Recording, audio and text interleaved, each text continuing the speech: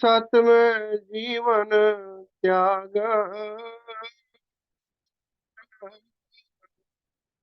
मंगत सूरा जगत में। कोई आया ले वड भाग, सत करनी सत रहनी। सत में जीवन त्याग, मंगत सूरा जगत में। कोई आया ले वड भाग,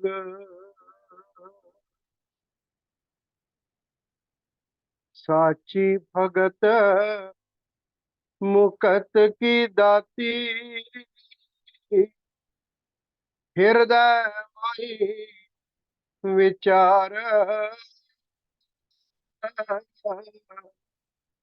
बिना भगत न छूटिया। भाव जल दुस्तर या पार, कर्म का संसार नित घना। करे जीवन को घात, कोट जन्म भर मत फिरै। पावत ना नर बाट, जतन करे बहु भांत के। मन नहीं पावत शांत, संशय में ही चल बसे। बड़े गुनी गुणांत, राजा दुखिया प्रजा दुखिया। दुखिया साध दरवेश, दे धारी जो आया। तिनको घना कलेश, क्या धनी क्या दलेदरी। क्या राजा क्या रंक, चार खानी के जीव को। लागा भय कलंक, परिवारी भी दुखिया। निरपरवारी दुख के माई। गुनी ज्ञानी चतुर बुद्धधारी, तीन काल दुख पाई। जा से पूछूं सुख की, पहले देवे रोए। अचरज माया भगवान की, सभी जीव दुख जोए। क्या गृहस्थी क्या विरक्ति, सब घट लागी आग। काल कर्म के जाल में, नित बांधा अभाग। 14 भवन की संपत, जो घर आवे मीत। तृष्णा मिटे न बावरी, जो नित दुख की रीत। आशा माई जन्मया, आशा में मर जाए बांधा आस की जेवड़ी, कोट जून भुगताए। पंडित ज्ञानी काजी आलम, जो देखन में आए। मोह माया के चक्कर में रैन दिन भरमाए। इंद्री विषय विकार में नित प्यासा होए। छिन छिन रंग बटाया, त्रिपत न पाए कोई। करो विचार सुख सार की, मत भूलो मन के भाए। मंगत नौबत चलन की, पल पल बाज बजाए। करो विचार सुख सार की, मत भूलो मन के भाए। मंगत नौबत चलन की, पल पल बाज बजाए। ओ ब्रह्म सत्य सर्वव्याथा।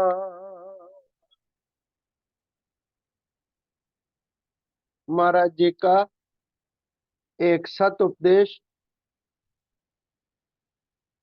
जो भी जीव संसार में शरीर धारण करके आया है, उसे तीन ताप आदि यानी मानसिक दुख, व्याधि यानी शारीरिक दुख, और उपाधि यानी बैरूनी संकट जो इत्तेफाकन आ जाते हैं, सता रहे हैं। महाराज जी का वचन, जो भी जीव संसार में शरीर धारण करके आया है, उसे आदि व्याधि उपाधि ये तीन दुख सता रहे हैं। कोई इससे बालातर नहीं है।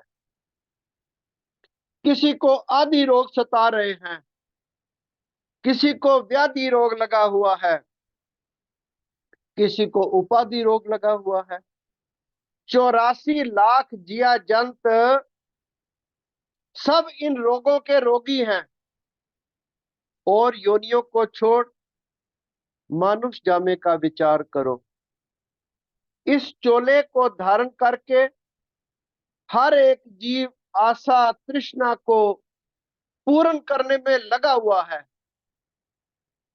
इसे पूर्ण करने के लिए दिन रात ये यत्न प्रयत्न करता रहता है।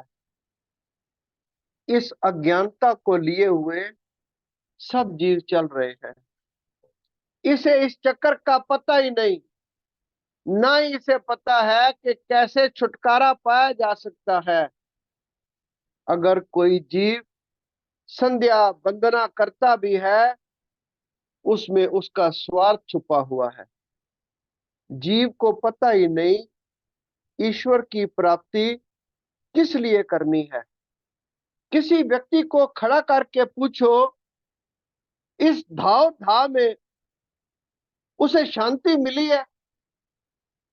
जवाब मिलेगा नहीं, शांति नहीं मिली। अगर किसी के अंदर शांति आई भी है, तो प्रभु प्यारे के अंदर आई है।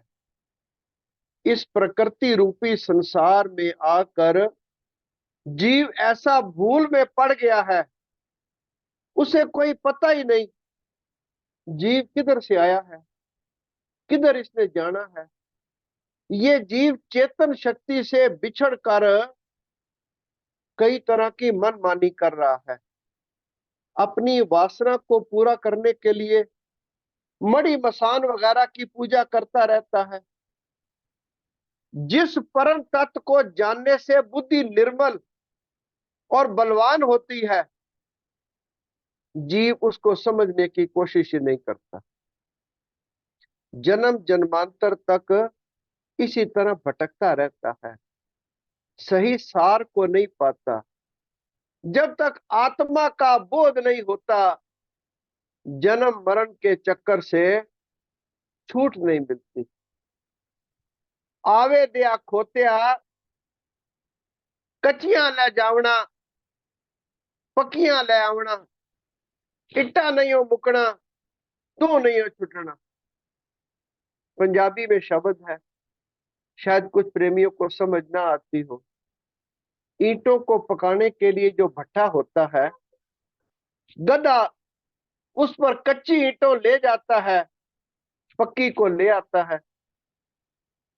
ना वो ईंटें खत्म होती हैं, ना गधे की जान छूटती है।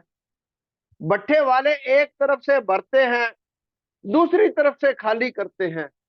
यानी गधे की पीठ जो है वो एक लम्हा भी खाली नहीं रहती, क्योंकि वो एक तरफ से अगर उतारना शुरू करते तो दूसरी तरफ से भरनी शुरू कर देते हैं।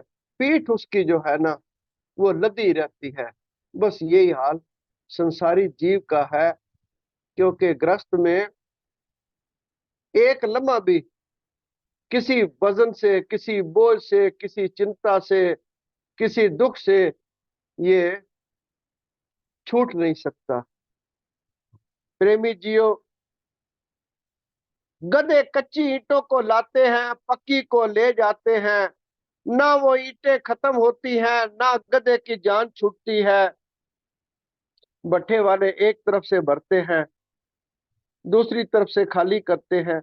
भट्ठा बंद हो भी जाए तो भी जो पक्की ईंटें होती हैं उन्हें फिर दूसरी जगह पहुंचाने के लिए गधे का इस्तेमाल करते हैं, उससे फिर काम लेना शुरू कर देते हैं।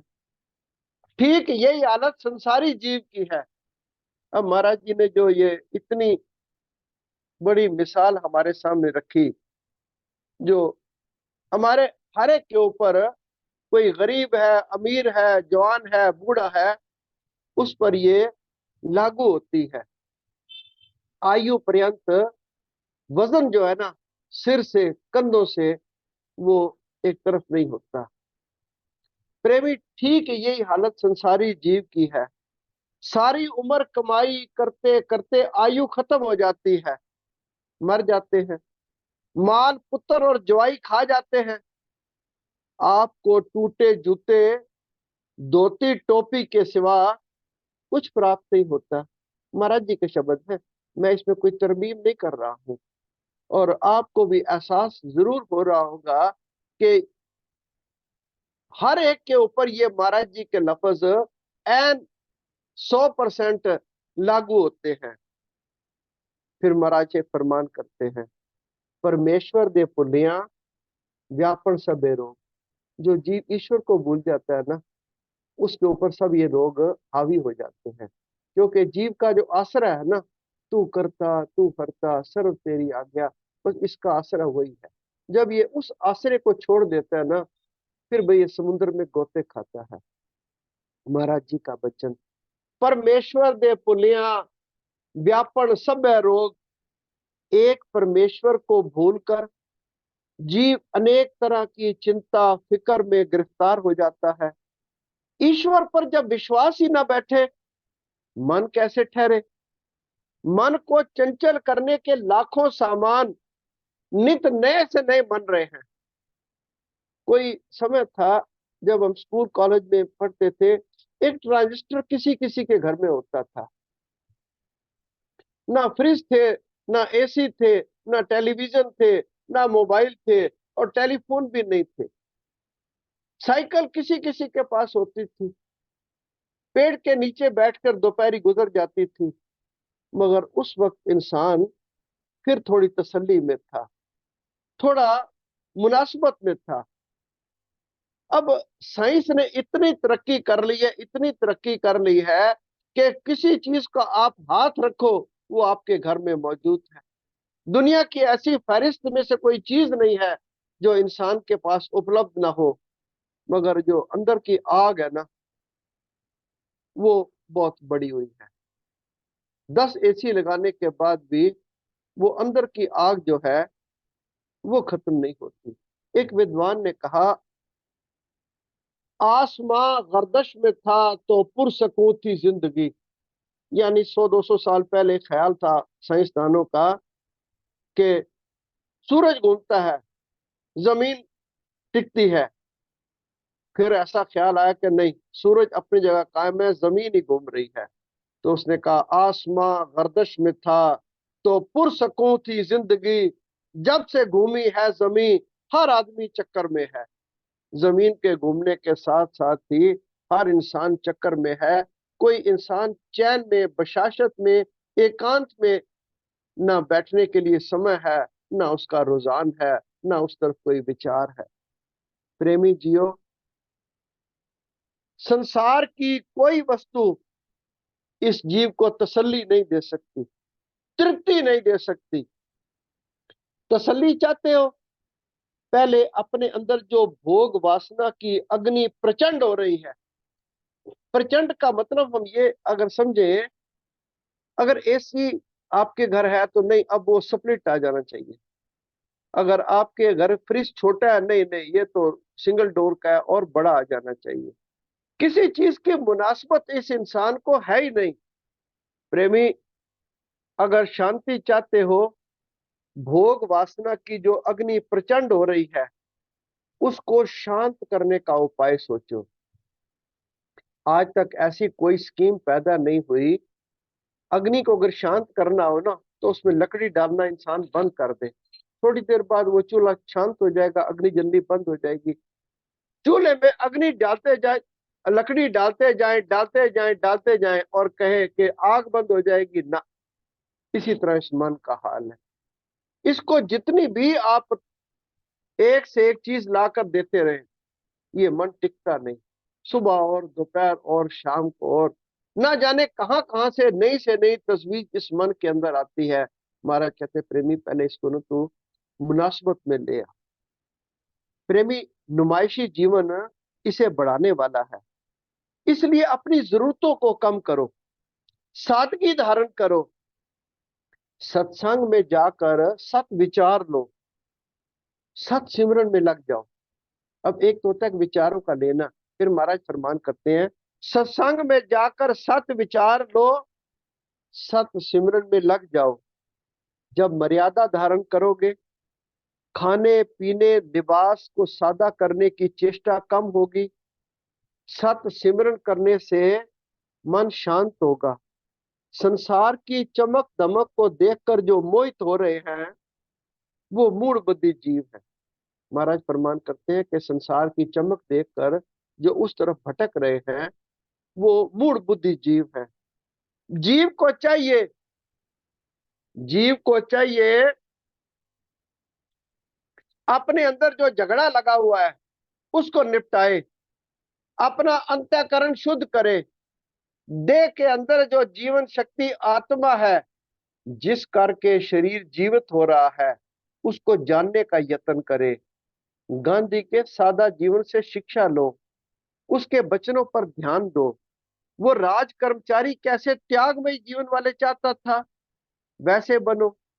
मगर देखा ये जा रहा है किस कदर बढ़ चढ़कर विलायत वालों की नकल करके उन्हें भी मात देने पर तुले हुए हैं। उनकी रीस करके अगर नुमाइशी जीवन बढ़ता गया तो प्रेमी जी, वासना का बढ़ना भी लाजमी है।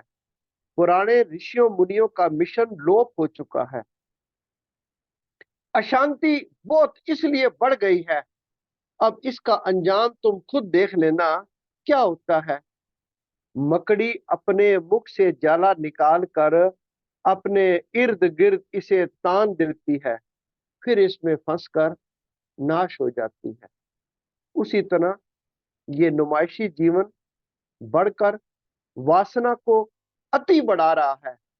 जब दूसरे बड़े देशों को देखो कैसे वो अपनी वासना को बढ़ाकर दूसरे देशों की नाश की सोच रहे हैं। मगर प्रकृति का एक नियम है, जो दूसरे की नाश करता है उसका अपना भी नाश हो जाता है। इसलिए प्रेमी जियो, अपने कर्म शुद्ध करो। अपने प्रारब्ध कर्म आप ही बनाने वाले हो। आज के आपके शुभ अशुभ कर्म किए हुए आने वाले समय में आपका प्रारब्ध बन जाते हैं। इसलिए सही सोच, सही कोशिश करो, ताकि नतीजा सही निकले। ना ही व्यवहार की पवित्रता हो, ना ही आहार की पवित्रता हो, ना ही संगत की पवित्रता हो। जीव को कैसे सुख धीरज प्राप्त हो सकता है। मर्यादा का जीवन बनाकर चलोगे तो ईश्वर की याद भी बन जाएगी। मर्यादा का जीवन बनाकर चलोगे, ईश्वर की याद भी बन जाएगी। अगर रोग का इलाज किया मगर बद परहेजी भी कायम रखी, तो सेहत कैसे हो सकती है। ईश्वर ने बुद्धि दे रखी है। बुद्धि से सही सोचकर सत कर्म करोगे और सत सिमरन में भी लगोगे, तो दुख, अशांति और चंचलता ये दूर हो जाएगी। गुरु पीरों की शिक्षा लेकर चलोगे, शांति ही शांति मिलेगी। देखा देखी अगर तुम भी गुरु पीर अवतारों का सत्कार करके सिर्फ धूप दीप से सेवा करोगे, तो ना प्रेमी जी ये लोक सुधरेगा, ना परलोक सुधरेगा। क्योंकि जो वो कह गए हैं उस पर तुम अमल नहीं करते। प्रेमी जियो, देखा देखी अगर तुम भी गुरु पीर अवतारों का सत्कार करके सिर्फ धूप दीप से सेवा करने लग जाओगे, जो वो कह गए हैं उन पर अमल नहीं करोगे, तो ना ये लोक सुधरेगा, ना परलोक की सुख से भी महरूम रहोगे। ईश्वर तुम सबको सुमति देवे। एक प्रेमी ने अर्ज की, महाराज जी, हम जीवों पर आपकी कृपा होनी चाहिए। संत आदि काल से भारत की रक्षा करते आए हैं। चंद दिन आपके विचार सुने हैं। इस तरह के सत्संग, सत विचार हर जगह हो, तो प्रेमी आप ही अपना सुधार शुरू कर देंगे। आप जैसे सत्पुरुषों के होते हिंदुस्तान के भाग खराब नहीं हो सकते। ये पैराग्राफ जो महाराज जी का के चरणों में रखा गया प्रेमी ने, इसका पढ़ने का मेरा एक भाव है, वो ये कि जो प्रेमी इस प्रकार की सेवा कर रहे हैं, महाराज जी के वचनों को आप तक पहुंचा रहे हैं, मेरे जैसे नालायक को पढ़ने का मौका दे रहे हैं, ये महाराज जी के प्रति एक बड़ी उत्तम सेवा है। ये अपना सुधार करने वाली सेवा है। क्योंकि महाराज जी के वचन तीन काल सुखदायी हैं। महाराज जी के वचन जितने उस समय सुखदायी थे उतने ही आज हैं, और उतने ही जब तक सृष्टि रहेगी वो सुखदायी रहेंगे। इसलिए महाराज जी के वचनों को दुखी दीन तक पहुंचाना, हर जीव तक पहुंचाना, ये बड़ा ही उपकार का काम है, परोपकार का काम है, सेवा का काम है। जो प्रेमी इसमें सहयोग देते हैं, दास के उनके चरणों में उनकी चरण रज को भी प्रणाम है। ओ ब्रह्म सत्य सर्व।